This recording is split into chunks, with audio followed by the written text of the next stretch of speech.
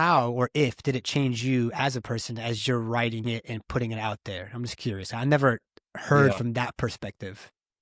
Uh, I'm sure it did in a lot of ways. I think, the most obvious answer is one I've given before, which is that it helped me make sense of suffering. I still haven't grasped it all. Suffering and pain and evil in the world is always going to be a troubling conversation for anybody.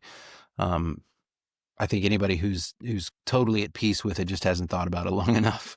But writing a book, there have been some seasons in my life where I was pretty angry with God, and I, um, have done my fair share of shaking my fist at the heavens and asking why, and asking God, where was he?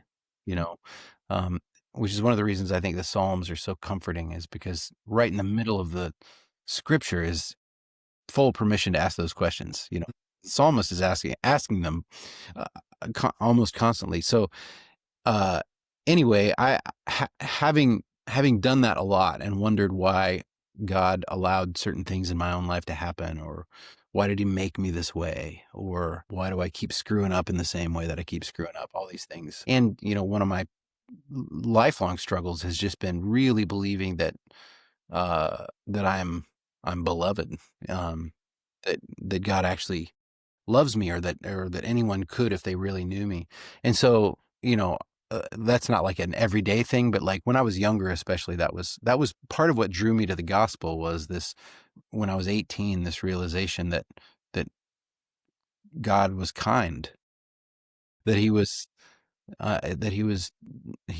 all powerful and perfectly gentle with me. And that love and that kindness sometimes looks like suffering, right? And so writing a story where I knew I had this kind of idea in my mind that Janet Gibby Wingfeather was going to become a hero, you know, and that Cal was going to go on a story he was going to make some decisions that weren't going to be great decisions.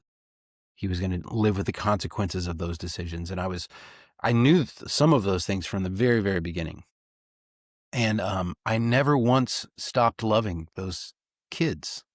Like, the whole time I was writing the story, I really cared about them. While I was writing into their story some serious suffering, while I was allowing things to happen that grieved me as the author. But I knew that the only way that Janner and Cal were going to become the characters that I envisioned was suffering, was for them to go on a big adventure where they were going to be alone a lot, and hurt. And, this is where the metaphor kind of breaks down. But there was a little girl in England that her dad said, "Hey, my daughter has a question for you." And the sweetest little girl said, "Mr. Peterson, why did you kill Nugget?" And I said, "Oh, sweetie, the fangs killed Nugget. I didn't kill Nugget."